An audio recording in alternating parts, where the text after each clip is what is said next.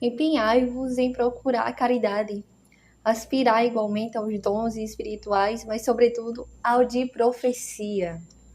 Aquele que fala em línguas não fala aos homens, senão a Deus. Ninguém o entende, pois fala coisas misteriosas sobre a ação do Espírito. Aquele, porém, que profetiza fala aos homens, para edificá-los, exortá-los e consolá-los. Aquele que fala em línguas edifica-se a si mesmo, mas o que profetiza edifica a assembleia. Ora, desejo que todos falem em línguas, porém muito mais desejo que profetizes, maior é quem profetiza do que quem fala em línguas, a não ser que este as interprete, para que a assembleia receba edificação.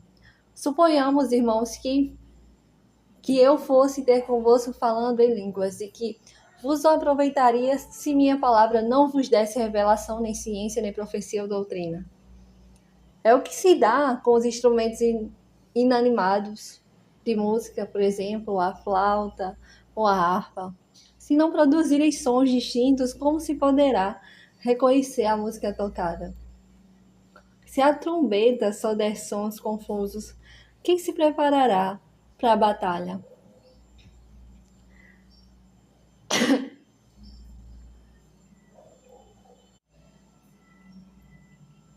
Assim também vós, se vossa língua só profere palavras ininteligíveis, como se compreenderá o que dizes? Sereis como quem fala ao vento. Há no mundo grande quantidade de línguas e todas são compreensíveis.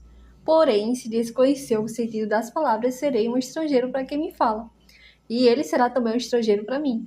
Assim, uma vez que aspiras aos dons espirituais, procurai tê-los em abundância para a edificação da igreja. Por isso, quem fala em línguas, peça na oração o dom de as interpretar. Se eu oro em virtude do dom das línguas, o meu espírito ora, mas o meu entendimento fica sem fruto. Então, o que fazer? Orarei com o espírito, mas orarei também com o entendimento. Contarei com o espírito, mas cantarei também com o entendimento. De outra forma, se só renderes graças com o espírito, como dirá amém às tuas ações? De graças àquele que ocupar o lugar dos simples. Sem dúvida, as tuas ações de graças podem ser belas, mas o outro não é edificado. Graças a Deus que possuo o dom de língua superior a todos vós. Mas prefiro falar na assembleia 5 palavras, que compreendo para instruir também os outros, a falar 10.000 palavras em línguas. Irmãos, não sejas crianças quanto ao modo de julgar. Na malícia, sim, cede crianças, mas quanto ao julgamento, cede homens. Na lei está escrito: será por gente de língua estrangeira e por lábios estrangeiros que falarei a esse povo, e nem assim me ouvirão, diz o Senhor. Isaías capítulo 28, versículo 11. Assim, as línguas são sinal, não para os fiéis, mas para os infiéis, enquanto as profecias são um sinal, não para os infiéis, mas para os fiéis. Se, pois, numa assembleia da igreja inteira todos falarem línguas, e se entrarem homens simples ou infiéis, não dirão que estás louco? Se, porém, todos profetizarem e entrar ali um infiel, um homem simples, por todos, é convencido, por todos, é julgado.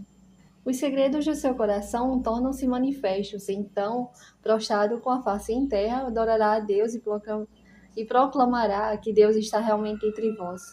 Em suma, quer dizer, irmãos, quando vos reines, quem dentre vós tem um cântico, um ensinamento, a revelação, um discurso em línguas, uma interpretação a fazer, que isso se faça de modo a edificar.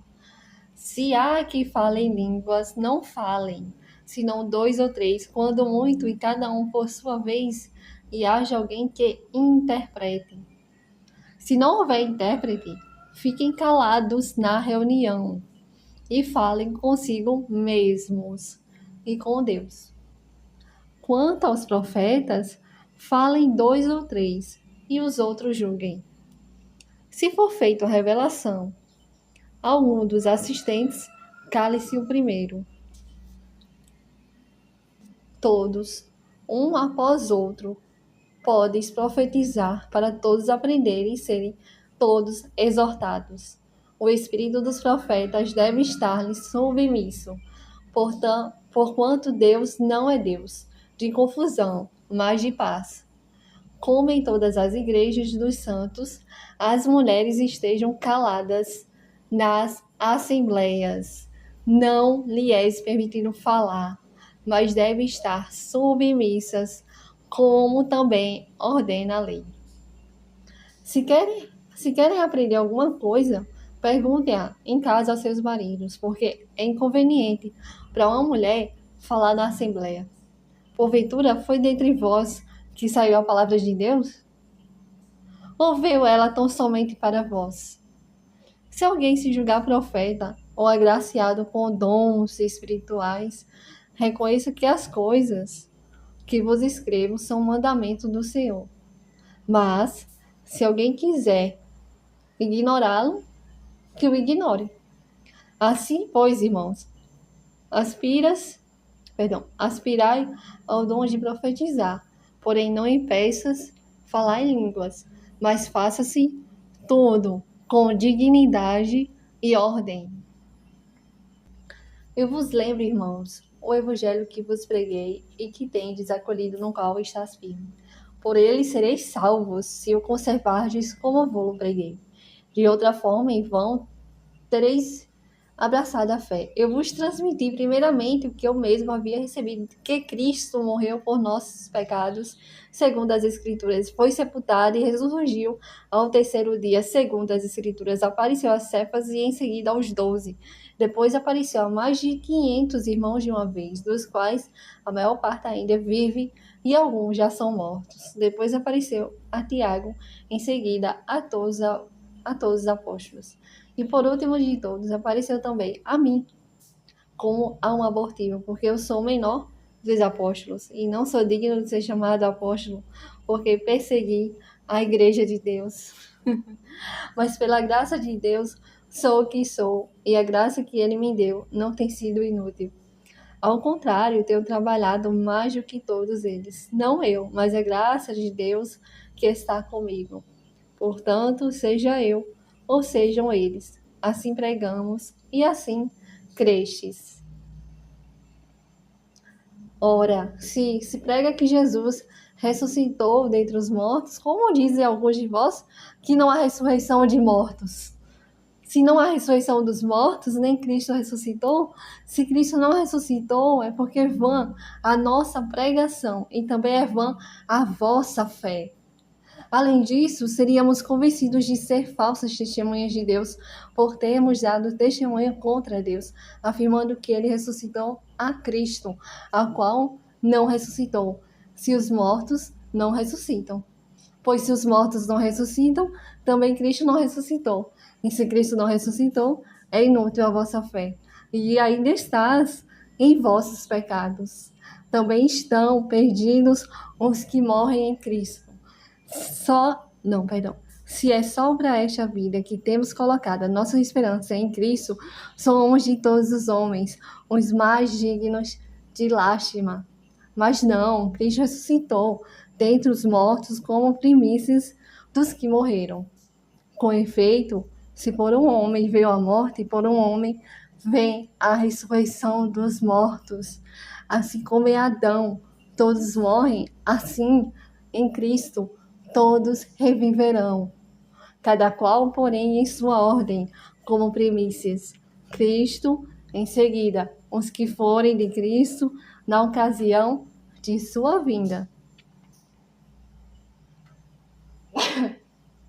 Ai. Depois virá o fim, quando entregar o reino a Deus, ao Pai, depois de haver destruído todo o principado, toda a potestade e toda a dominação, porque é necessário que ele reine, até que ponha todos os inimigos debaixo de seus pés. O último inimigo a derrotar será a morte, porque Deus sujeitou tudo debaixo dos seus pés. Mas quando ele disser que tudo lhe está sujeito, claro é que se excetua aquele que lhe sujeitou todas as coisas. E quando tudo lhe estiver sujeito, então também o próprio Filho renderá homenagem àquele que lhe sujeitou todas as coisas, a fim de que Deus seja tudo em todos. De outra maneira, que intentam aqueles que se batizam em favor dos mortos? Se os mortos realmente não ressuscitam, por que se batizam por eles? E nós, por que nos expomos a perigos a toda hora?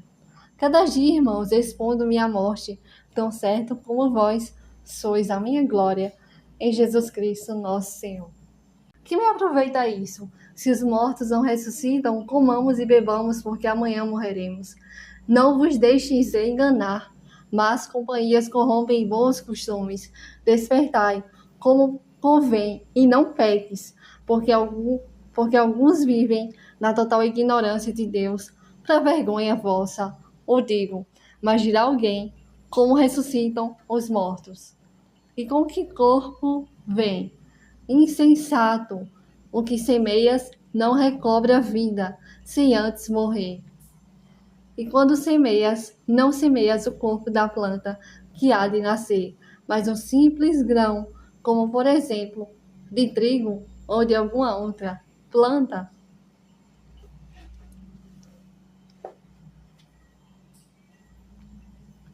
Deus, porém, lhe dá um corpo como lhe apraz, e a cada uma das sementes um corpo da planta, que lhe é própria. Nem todas as carnes são iguais.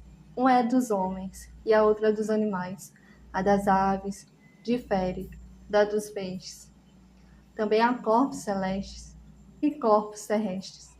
Mas o brilho dos celestes difere do brilho dos terrestres.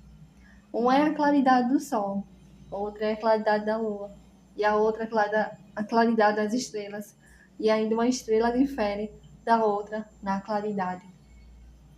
Assim também é a ressurreição dos mortos, semeado na corrupção. Um corpo ressuscita incorruptível. Semeado no desprezo, ressuscita glorioso. Semeado na fraqueza, ressuscita vigoroso. Semeado o corpo animal, ressuscita corpo espiritual. Se há um corpo animal, também há um espiritual.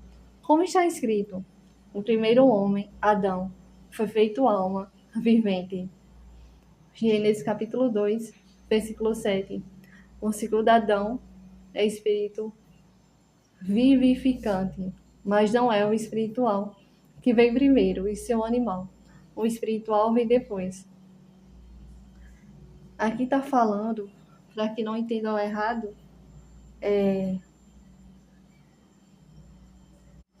de nós seres humanos, tá? Somos seres animais, racionais. Não entendam errado, não é animal que se torna um ser espiritual, não, tá? Não entenda errado, só explicando aqui. Aqui é de nós. Mas não é o espiritual que vem primeiro, e sim o animal, ou seja, nós. Nós, em carne e osso. E depois veio o espiritual. O primeiro homem tirado da terra é terreno, segundo veio do céu. Qual homem terreno tais os homens terrenos e qual homem celestial? Tais os homens celestiais. Assim como reproduzimos em nós as feições do homem terreno, precisamos reproduzir as feições do homem celestial. O que afirma, irmãos, é que nem a carne, nem o sangue podem participar do reino de Deus, e que a corrupção não participará da incorruptibilidade.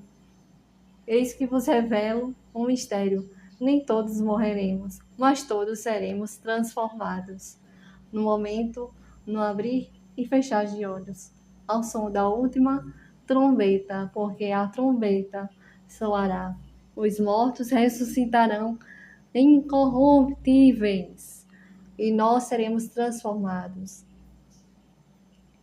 É necessário que este corpo corruptível se revista da incorruptibilidade e que este corpo mortal se reviste da imortalidade.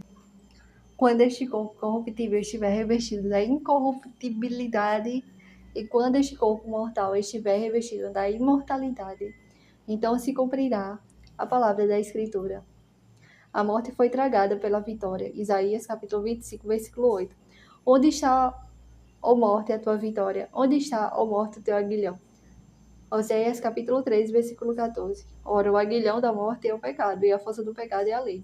Graças, porém, sejam dadas a Deus que nos dá a vitória por nosso Senhor Jesus Cristo. Por consequência, meus amados irmãos, sede firmes e inabaláveis, aplicando-vos cada vez mais à obra do Senhor. Sabeis que o vosso trabalho no Senhor não é em vão.